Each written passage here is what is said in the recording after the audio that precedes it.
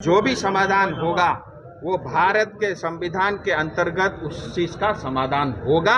ये हम सब के लिए बहुत बड़ी उपलब्धि है। साथ ही मैं ये भी कहना चाहूँगा, जो भी उम्मीद हमारे समाज ने आज तक जो लगा करके रखा है उससे बढ़कर होगा।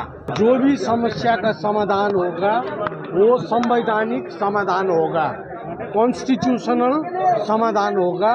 तो हम कॉन्स्टिट्यूशनल समाधान के पक्ष में पार तराई और डुवर्स के लिए स्थायी राजनीतिक समाधान विषय लिएर सिलगढीमा डाकिएको आजको यो मिटिङ यति बेला समाप्त भइसकेको छ भने यहाँ हामी यो जानकारी गराउन चाहन्छौँ कि आजको मिटिङमा विशेष रूपमा जुन विषय लिएर पहाड तराई अनि डुवर्सलाई समेटिएर स्थायी राजनीतिक समाधानको विषयमा जुन हाई भोल्टेज मिटिङ सिलगढीको यो मेफेयरमा गृहमन्त्री अमित शाह साथै पश्चिम बङ्गालका मुख्यमन्त्री शुभेन्दु अधिकारी साथसाथै यहाँका शीर्ष नेताहरूलाई लिएर गरिएको थियो भने जसमा गृहमन्त्री अमित शाहसँग धेरै लामो छलफल पश्चात यहाँबाट एउटा कुरा हामी समक्ष यति बेला आइरहेको छ भने स्थायी राजनीतिक समाधान हुने अनि जुन समाधान यो भारतीय संविधान अन्तर्गत हुने कुरा हामीलाई रोशन गिरी साथै राजु विष्टले बताइसक्नु भइसकिसकेको छ भने आजको जुन यो छलफल भएको थियो जसमा एमपी राजु विष्ट साथसाथै गोजमोमो अध्यक्ष विमल गुरुङ, रोशन गिरी लगायत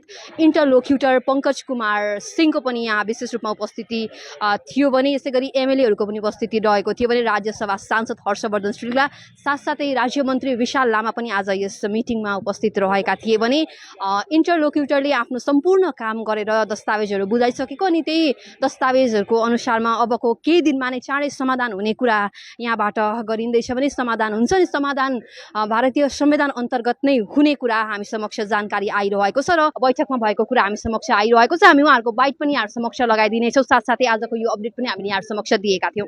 आज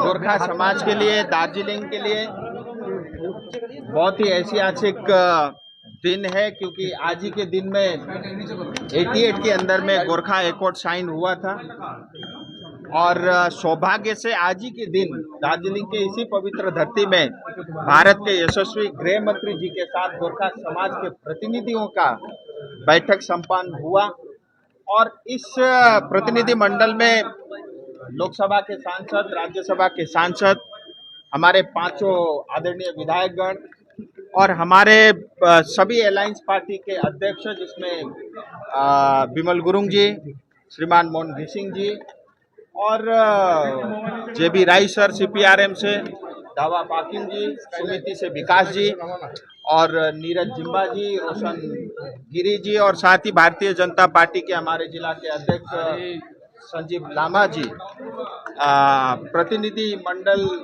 की टोली में हम सब लोग उपस्थित थे और साथ ही भारत सरकार की ओर से स्वयं आदरणीय गृह मंत्री, पश्चिम बंगाल के आदरणीय मुख्यमंत्री शुभेंदु अधिकारी जी और भारत सरकार के गृह सचिव और भारत सरकार के डायरेक्टर आईबी और पश्चिम बंगाल के चीफ सेक्रेटरी, पश्चिम बंगाल के डीजीपी और इंटरलोक्यूटर जिनको भारत सरकार गृह मंत्रालय ने अपॉइंट किया है पंकज सिंह जी और साथ ही पश्चिम बंगाल के हिल अफेयर्स के एमओएस विशाल लामा जी सभी उपस्थित रहे और सभी प्रतिनिधि मंडल की ओर से गृह मंत्री जी को दार्जिलिंग तराई डुवर्स की जो पीड़ा है और जो पिछले 40 साल का जो संघर्ष है और जिस तरह से हमारे अधिकारों को सीपीएम ने और 15 साल तक टीएमसी ने कुचला है और जो त्याग और बलिदान गोरखा समाज के लोगों ने दिया है, आज तक 2000 से ज्यादा लोग हमारे शहीद हुए हैं, हमारे बहन बेटियों के साथ रेप हुआ है, 5000 से ज्यादा हमारे लोग विस्थापित हुए हैं और ये बहुत लंबे समय तक जो संघर्ष था उसको एक बहुत बड़ी उपलब्धि आज हासिल हुई है और सभी प्रतिनिधि मंडल ने अपने पक्ष रखे और उसके बाद स्वयं पश्चिम बंगाल के मुख्यमंत्री जी ने अपना पक्ष रखा और अंत में जो है सभी विषयों को सुन करके उसका जो भविष्य में समाधान होगा और उसका जो रास्ता है उसको गृह मंत्री जी ने उसको कंक्लूड किया। मुझे बोलने दो। इंटरलोकेटर आदरणीय पंकज कुमार सिंह जी के नेतृत्व में गृह मंत्रालय की टीम का एक कमेटी का गठन हुआ है, जो आज के इस एग्रीमेंट को ड्राफ्टिंग को फाइनल करने का काम करेगी। और मैं आज आप सबके समक्ष, क्योंकि मुझे देश भी देखना है, मुझे अपने क्षेत्र की जनता का भविष्य भी देखना है, और जो विशेष करके गोरखा समाज आए दिन विदेशी होने का जो लांछना हमारे ऊपर लगता है, उस कष्ट को भी मुझे देखना है। और साथ ही हमारे क्षेत्र में विकास हो, हमारे क्षेत्र में डेवलपमेंट हो, हमारे युवाओं को रोजगार मिले। आज आप सबको पता है, एशिया में पहला हाइड्रो अगर कहीं था तो वो दार्जिलिंग में था। 100 साल पुरानी यूनेस्को टॉय ट्रेन अगर कहीं चलती है वो दार्जिलिंग में चलती है। भारत में सबसे पहले अगर कहीं बिजली आई वो दार्जिलिंग में थी। और दुनिया भर में मशहूर अगर चाय का उत्पादन कहीं से शुरू हुआ, उसकी शुरुआत भी दार्जिलिंग से हुई। लेकिन जो गरिमा थी उसको पूरी तरह बर्बाद करने का काम सीपीएम ने और टीएमसी ने किया। की ओर से समस्त जनता को ये कहना चाहता हूँ, आपकी जो पीड़ा, आपकी कष्ट है, उसका समाधान भारत सरकार करेगी। और एक बात जो गृह मंत्री जी ने कहा है, जो भारत सरकार करने वाली है, मैं स्पष्ट आपको बता देना चाहता हूँ, जो भी समाधान होगा वो भारत के संविधान के अंतर्गत उस चीज का समाधान होगा। ये हम सब के लिए बहुत बड़ी उपलब्धि है। साथ ही मैं ये भी कहना चाहूँगा, जो भी उम्मीद हमारे समाज ने आज तक जो लगा करके रखा है उससे बढ़कर होगा। ये दो बात मैं स्पष्ट अब आइए देखो, आप में से कुछ लोग दिल्ली के पत्रकार भी हैं, कुछ पश्चिम बंगाल के भी है, कुछ सिलीगुड़ी के भी है, और आप सब लोग मुझे जानते हो। मैं 2 बार से सांसद हूँ। मैं आपको किसी तरह का ब्रेकिंग न्यूज़ या हेडलाइन नहीं दूंगा। मेरे लिए मीडिया में मैं क्या बोलता हूँ, कितनी तालियां बजती है, इम्पोर्टेंट नहीं है। मेरे लिए समाधान ज़्यादा इम्पोर्टेंट है, जिसमें हमारी लोगों की पीड़ा छुपी हुई हो। अगर उसका समाधान हो रहा है, मैं 1 महीने 2 महीने चुप रहूं, उसमें भी मुझे कोई सर, आपने कोई सजेशन दिया है बाकायदा? देखिए, मैं आपको बता, सजेशन आज से कई साल तक कम से कम 50 बार हम लोग मिले होंगे। जनता की जो पीड़ा, हमारी मांग, सब कुछ हम रख चुके हैं। अब ये मांग रखने का समय पहले ही बीत चुका है। अब सरकार नहीं बदली है, सरकार भारतीय जनता पार्टी के नेतृत्व में ही बना है, और इसलिए हमें पूरी उम्मीद है। आज हम कोई नया चार्टर ऑफ डिमांड लेकर के नहीं आए थे, आज हम भारत सरकार को सुनने आए थे, और हमें इस बात की संतुष्टि है कि भारत सरकार हमारे बारे में जो उम्मीद हम लगा के बैठे थे उससे बड़ी जो है समाधान करेगी, ऐसा हमें पूरा। होम मिनिस्टर अमित शाह जी ने स्पष्ट कहा है कि जो भी समस्या का समाधान होगा वो संवैधानिक समाधान होगा, कॉन्स्टिट्यूशनल समाधान होगा। तो हम कॉन्स्टिट्यूशनल समाधान के पक्ष में पार, तराई और डुअर्स के लिए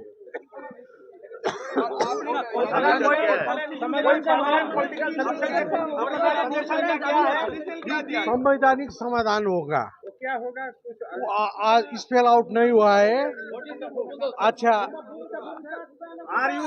श्री पंकज सिंह इंटरलोक्यूटर के नेतृत्व में एक कमिटी बनेगा जो अगला प्रपोजल गवर्नमेंट ऑफ इंडिया को सबमिट करेगा। ওকে, আমার ফার্স্ট কোশ্চেন, এই কলেজে কি ভালো লাগে না তোমাদের? ভালো লাগে না, ভালো লাগে না তো ভাবার কথা, এটাই ভাবার কথা। প্রথমত এই কলেজটা আমার প্রচন্ডই ভালো লাগে। তো নাথিং নেগেটিভ, কিচ্ছু নেগেটিভ নেই? না না, এত ভালো পর্যন্ত পাইনি না। ভালো আছে, মানে is the college is best? For me it's best. নমস্কার বন্ধুরা, আমি বর্ণালী মজুমদার। আমি এসেছি ওয়েস্ট বেঙ্গল, কলকাতা থেকে। আমি জিএনএম ফার্স্ট ইয়ার পড়ছি এখন। নমস্কার, আমি রেশম আফরোজ, আমি ওয়েস্ট বেঙ্গল উত্তর দিনাজপুর থেকে, আর আমি বিএসসি সেকেন্ড ইয়ারে পড়তেছি। তো তোমরা এই কলেজের ব্যাপারে কি করে জানলে? আমি তো থ্রু এজেন্টে জানতে পেরেছিলাম। আর আমি জানতে পেরেছি আমার একটা বান্ধবী এখানে পড়াশোনা করছে, আর ও বলেছে আমাকে এই কলেজের ব্যাপারে। আমার শুনে প্রচণ্ড ভালো লেগেছে কলেজটা, আর আমি দেখেও দেখছি, হ্যাঁ কলেজটা প্রচণ্ডই ভালো। তো তোমাদের আগে থেকে ড্রিম ছিল ব্যাঙ্গালোরে কলেজে পড়বে, নাকি জাস্ট কলেজের জন্য তোমরা ব্যাঙ্গালোর এসেছো? নার্সিং ব্যাঙ্গালোরে ভালো হয় এটা অনেক আমরা শুনেছি, তারপর এই কলেজের কথা শুনতে পারলাম তো এখানে ওয়েদার কিরকম লাগছে? আই থিঙ্ক ওয়েস্ট বেঙ্গল থেকে অনেক ডিফারেন্ট। হ্যাঁ অনেক অনেক অনেক different কিরকম হবে। তোমাদের এখানে লাইফটা কিরকম? এডুকেশন পার্ট তো ইম্পর্টেন্ট অবভিয়াসলি, এডুকেশন ছাড়া তোমাদের বাকি কিরকম কাটছে? প্রথমত এখানে আসার পর আমার লাইফস্টাইল পুরো চেঞ্জ হয়ে গেছে। আর এখানকার ওয়েদার বলতে বেস্ট ওয়েদার, আমার খুব পছন্দ হয়েছে। আমার মনে হচ্ছে আমি এখানেই থেকে যাই, এত পছন্দ হয়েছে আমার যাওয়ার ইচ্ছে নেই কলকাতায় আবার। এডুকেশন ছাড়া কি কি প্রোগ্রাম কি কি চলছে? এখানে পড়াশোনার সাথে সাথে ভীষণ মজাও হয়, প্রচুর ফাংশন, প্রচুর সব রকমের ফেস্টিভ্যাল Diwali, সেলিব্রেট হয়, সব দিওয়ালি, religion। সব রিলিজিয়ন। দুর্গাপূজাতে বাড়িতে যাওয়া হয়? লাস্ট ইয়ার তো যাইনি, কিন্তু দেখা যাক ছুটি চাইলে ছুটি, দিয়ে দেবে। হ্যাঁ ছুটি চাইলে দিয়ে দেবে। এখনো তো নাকি দুর্গাপূজা হয়, সবাই মিলে নাকি হ্যাঁ celebrate এখানে করে। হয়, এখানে এটা সেলিব্রেশন। খুব ভালো লাগলো শুনে, এখানে সবকিছু রিজনে সবার সবকিছু কালচার এখানে খুব ভালোভাবে করা হয়। তোমাদের নেক্সট ব্যাঙ্গালোরে কি প্লেসমেন্ট নেওয়ার ইচ্ছা নাকি অ্যাব্রডে যাওয়ার ইচ্ছা? কারণ এখানে তো অ্যাব্রড থেকেও হচ্ছে। প্লেসমেন্ট তো এখান থেকেও আছে, তো আগে এদিকে জব করব, তারপর দেখি ইন ফিউচার কি হয়। এখানে প্র্যাকটিক্যালের জন্য তোমরা কোন কোন হসপিটালে যাওয়া হয়? প্র্যাকটিক্যালের জন্য নবচেতনা হসপিটালে, তারপর Tri Life hospitals and Avyasta Avyasta hospital। Hospital. So তো এক্সপিরিয়েন্স কিরকম? এখানে টিচিং প্রসেস, টিচিং ওয়ে তোমরা শিখতে পাচ্ছ, কিরকম লাগছে?